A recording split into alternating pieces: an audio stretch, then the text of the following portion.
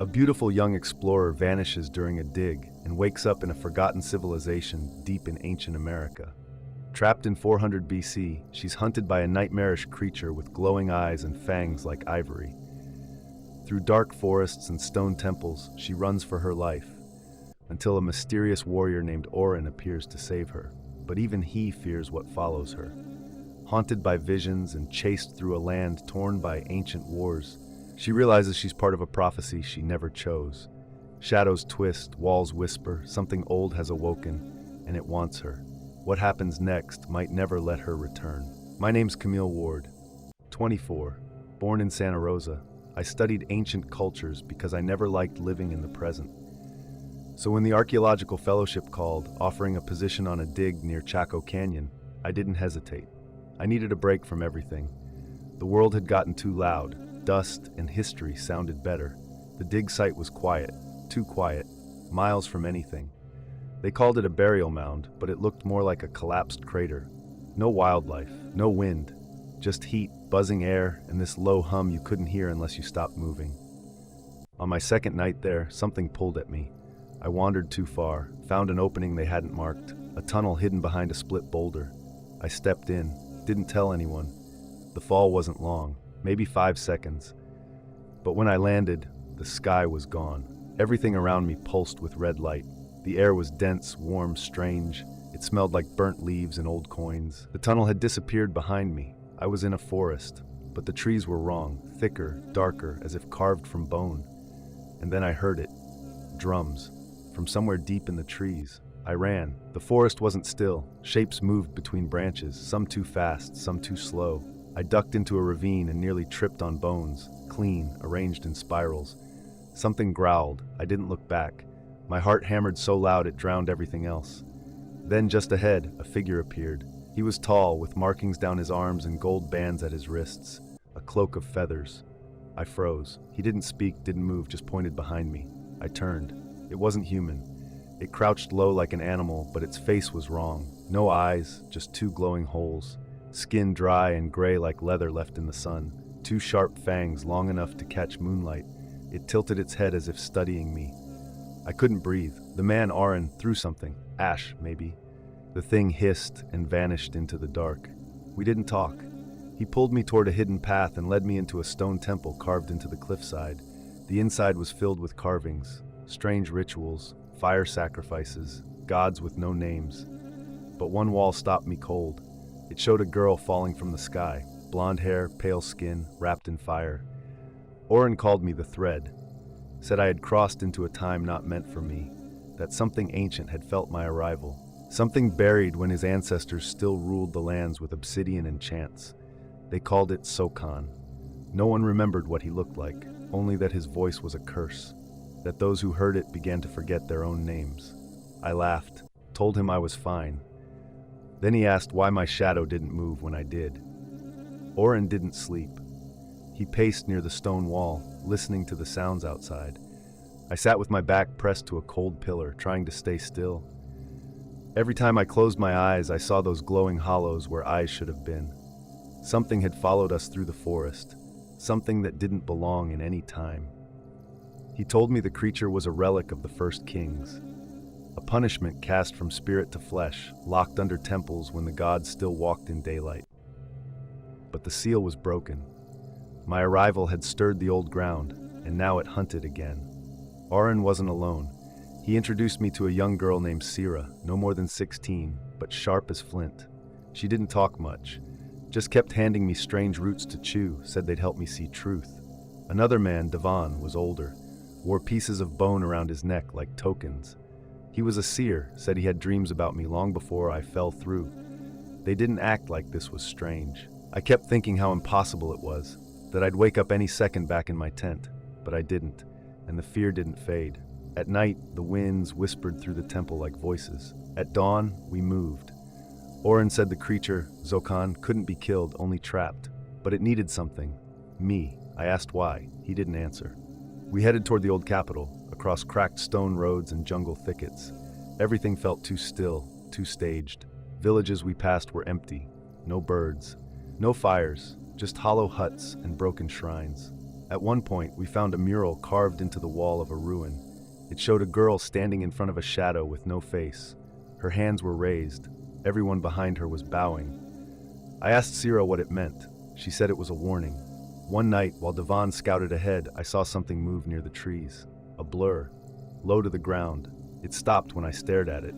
Then it tilted its head, and I saw the green burn inside its hollow sockets. I ran, tripped through underbrush, breathing hard, heart racing. It didn't chase, just watched, as if waiting for something else. When I returned, Oren was angry. He said it never attacks first, it only waits until you break, until you lose the thread of who you are. That's when it enters. I didn't understand, not fully, but I could feel it. Something inside me was changing. Memories blurred. I couldn't remember my brother's face, my own handwriting. That night, I couldn't find my reflection in the water. Devon said it was close, that it travels through what we forget, through silence, through mirrors.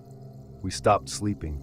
Sira painted symbols on my skin using clay and ashes, said it would protect me. I believed her because I had nothing else to hold on to. The final stretch to the capital was across a canyon bridge, broken in 3 places. We moved slow. I held my breath the entire time. Just as we crossed, a sound rose behind us, a scream without breath, stretched like thunder. I turned and saw it again. Crawling along the cliff wall, limbs twisting wrong, faster than sound. Oren shoved me forward. Devon turned to face it, arms out, chanting in a voice that made the rocks shake. The thing lunged and the bridge cracked under the force. I remember falling. I remember the sky spinning. And then the sound stopped. When I opened my eyes, I was in darkness, alone. My arms scraped, the clay symbols gone. Something whispered nearby. Not words, just breath. Something was down there with me, waiting in the dark. I don't know how long I was down there. The air was thick, cold, and dry. My hand searched blindly across the ground until I touched stone. Then cloth. Someone had been there before me, or something. I could hear faint dripping from deeper in the dark. Something soft brushed against my ankle. I stopped breathing. A dim glow appeared ahead, pale green, flickering like breath. I crawled toward it, careful not to make a sound. My limbs ached, my chest tight. Every inch I moved made the glow stronger. Then I saw a figure standing at the edge of the light. It wasn't Oren. The figure didn't speak. Its arms hung long at its sides. Its body shifted unnaturally, like the joints were wrong. I backed away slowly, my fingers slipping on the dirt. A whisper came from behind. I turned fast, heart pounding. It was Sira. She had followed me down. Her face was pale, her voice low. She told me not to look at its face. She said the thing feeds on recognition. I didn't understand, but I trusted her. We moved together through a narrow tunnel, her hand gripping mine tightly. The glow followed, never getting closer, never retreating. We reached a chamber covered in roots. Carvings filled the walls, symbols neither of us could read, but one of them looked familiar. It showed a circle split into 3 parts. One was fire, one was bone, one was glass. Devon had drawn the same thing in the dirt once, saying it was the seal used by the old priests. If broken, the world would remember what it had buried. Sira reached into her satchel and pulled out a stone disc. It shimmered faintly, etched with the same pattern. She said we needed to return it to the altar. That the only way to trap Sokon again was to complete the seal with a bloodless offering. Something remembered, something willingly given. The ground shook, dust fell from above. We had to move. Through narrow corridors, through collapsed chambers, we ran. Echoes filled the space around us, but we couldn't tell where they came from. Sometimes they sounded like laughter, sometimes like crying. At one point I thought I saw Oren ahead, but when I called out, he vanished. Just smoke left behind. When we reached the surface, the sky was dark red. Oren waited by the altar, injured but alive. Devon stood beside him, chanting low, holding the 2 remaining pieces. We placed the disc on the final mark. A wind swept through the trees. The air stilled. For a moment, nothing moved. Then came the sound, like a scream swallowed by the earth. The trees bent, the altar glowed. The figure reappeared at the edge of the clearing, still, silent, watching. It stepped forward once, then again, but as the seal lit up, it began to tremble. Its form shifted, its outline wavered. Oren whispered for me to close my eyes. I did. When I opened them, the figure was gone. But the silence that followed wasn't peace, it was waiting, holding its breath. We stayed in the forest until morning. The trees no longer whispered, but I couldn't sleep. My reflection returned, but I didn't trust it. Sira pressed a charm into my palm and told me to keep it near mirrors. Devon wouldn't look me in the eyes. Oren said the seal would hold, but only as long as I remembered who I was. That forgetting would open the door again. I asked him if I'd ever return home. He didn't answer, just pointed to the sky. The stars weren't in the same place anymore. The next morning came slow. The sun didn't rise like it used to. It just appeared, pale and silent behind the clouds, casting no warmth. I followed Oren and Sira through the overgrowth toward what they called the Echo Plateau, a place where time had once shattered. They believed the last remnant of the seal lay hidden beneath the stones. The further we walked, the more I felt something pulling at my thoughts, like memories were slipping through cracks I couldn't see. Sira whispered that the creature wasn't gone, only watching from behind the veil. She told me never to speak its name aloud near running water. Devon had vanished after the ritual. Oren said nothing, but I saw it in his eyes. He knew Devon wouldn't return. The trees grew taller, thicker, each trunk carved with faces too worn to recognize. Some looked almost human, others stretched and twisted. I felt like we were being watched, not from above or behind, but from beneath. When we reached the plateau, the wind had stopped. Not a single leaf moved. Oren traced symbols in the dirt with his staff, then stepped back and told me to stand in the center. My heart pounded. The ground felt hollow beneath my feet. I took one breath, then another. The moment I closed my eyes, the silence cracked. I saw flashes.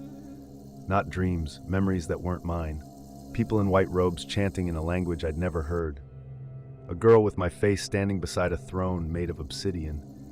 And always in the distance, the figure. It stood between shadows, watching the world spin. Its head tilted, hands still, eyes green like fire buried in ice. When I opened my eyes again, Sira was gone. Oren gripped my arm. He said the plateau didn't allow lies, that memories come loose here and can be stolen. He asked me what I had seen. I couldn't answer. I wasn't sure what belonged to me anymore. We left the plateau as dusk fell. On the way down, we found a traveler sitting by a broken well. His name was Elian. He said he was looking for his sister, who had disappeared near the river. He carried a satchel filled with carvings that looked eerily like the figure we feared. Sira examined one and froze. Elian said the carvings came from dreams. He didn't remember making them. Oren didn't trust him, but I saw something in Elian's eyes.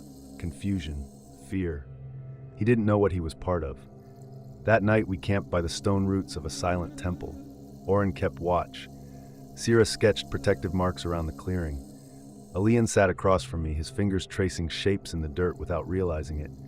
I watched him draw the circle. Fire, bone, glass. Again, I asked if he remembered Devon. He shook his head slowly and said he didn't know any Devon. That's when I knew something had shifted. Memories were being rewritten or erased. The stars above us pulsed in quiet rhythm. Oren said we had until the next full eclipse to restore the seal completely. If not, the veil would fall.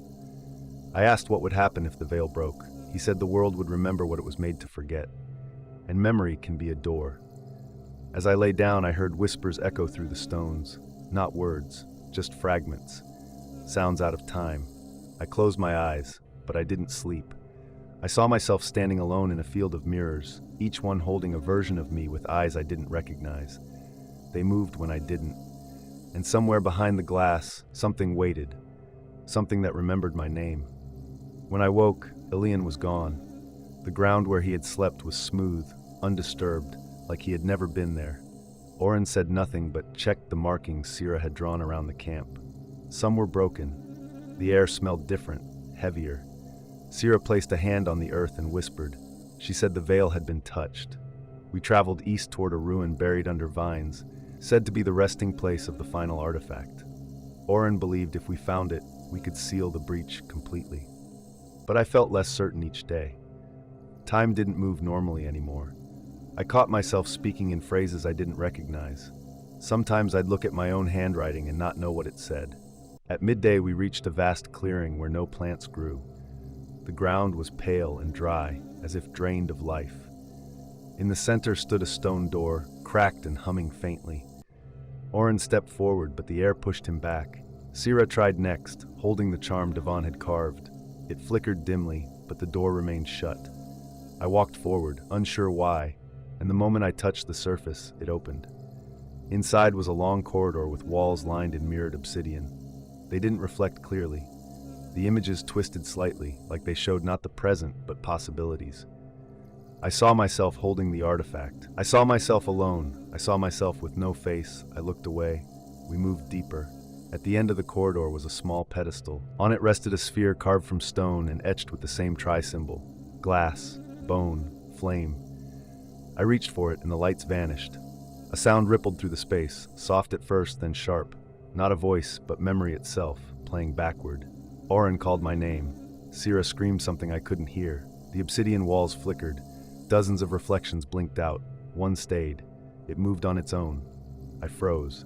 The reflection smiled, then it stepped out. It wasn't me, but it wore my face. It was taller. Still. Its eyes were green fire and its hands didn't move. The sphere floated toward it. Oren grabbed my wrist and pulled me back. He shouted that it wasn't real, that it was the memory made solid. The moment I believed it, it would be free. Sira threw a pouch of ash onto the ground. The figure recoiled but didn't vanish. It turned its head toward me slowly and whispered my true name, a name I didn't know I'd forgotten. I fell to my knees. The room spun. My fingers slipped from the sphere. Oren reached it first. He held it high, chanting a prayer in the old tongue. The walls cracked. Light poured through the floor. The figure began to dissolve, piece by piece, like smoke in water. Its voice faded last, calling out words I couldn't understand but somehow still felt. Regret, hunger, waiting. We emerged into daylight again. The air was lighter. The sky no longer pulsed. Oren said the breach was sealed, but not erased, only hidden once more. Sira pressed a mark on my shoulder. She said it would remind me of who I was. Elian was never found.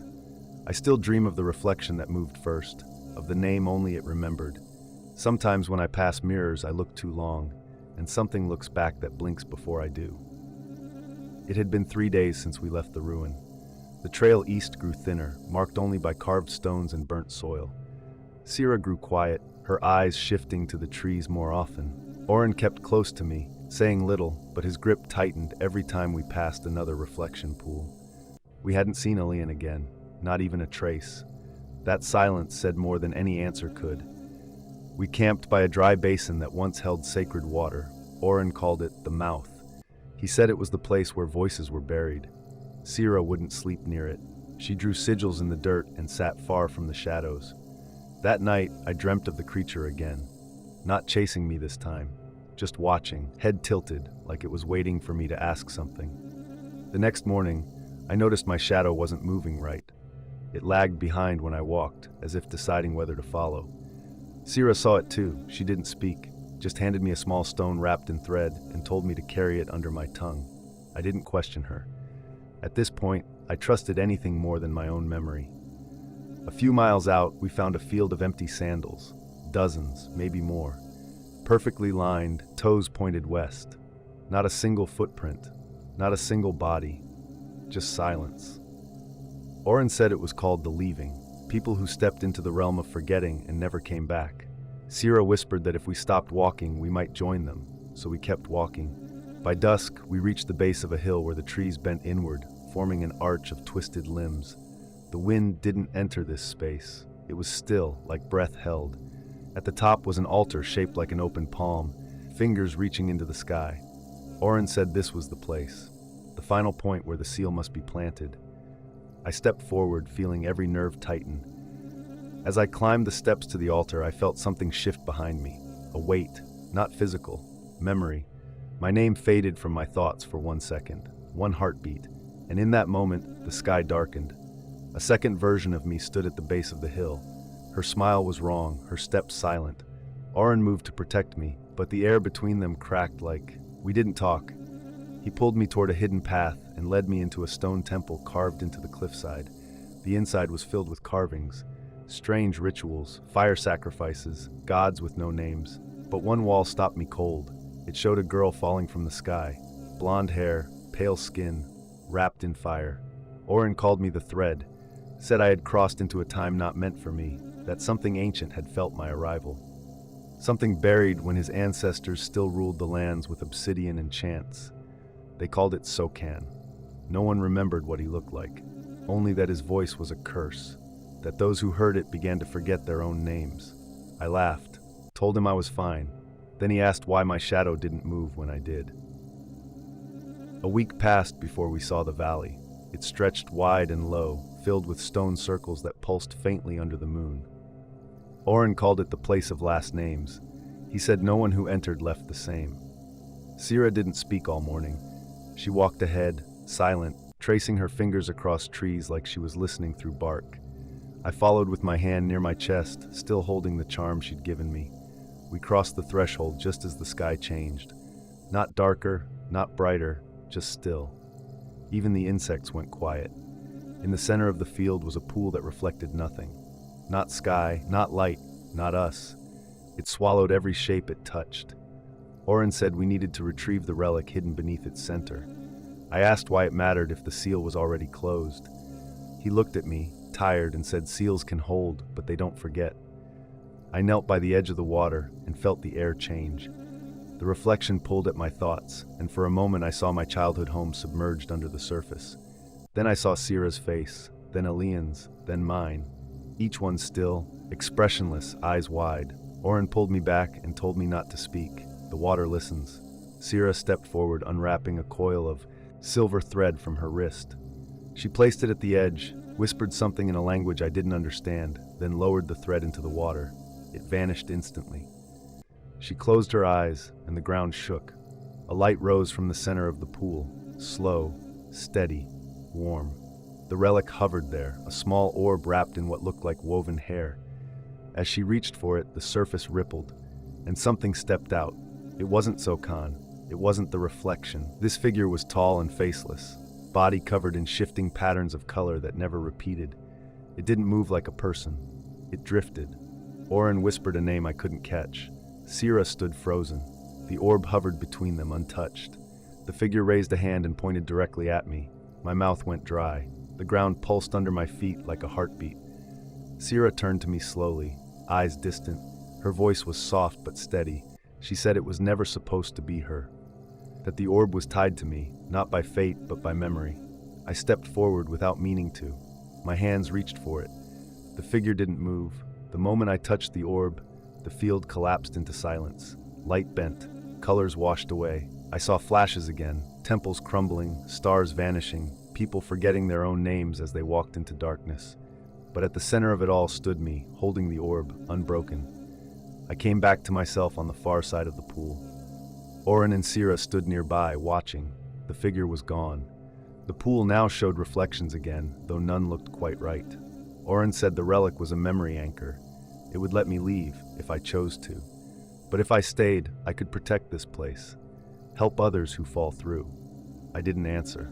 I watched the water ripple and wondered how many had stood where I was now. How many had chosen to forget. That night I didn't sleep. I listened to the wind for hours, waiting for it to speak. When it did, it whispered a version of my name I'd never heard before.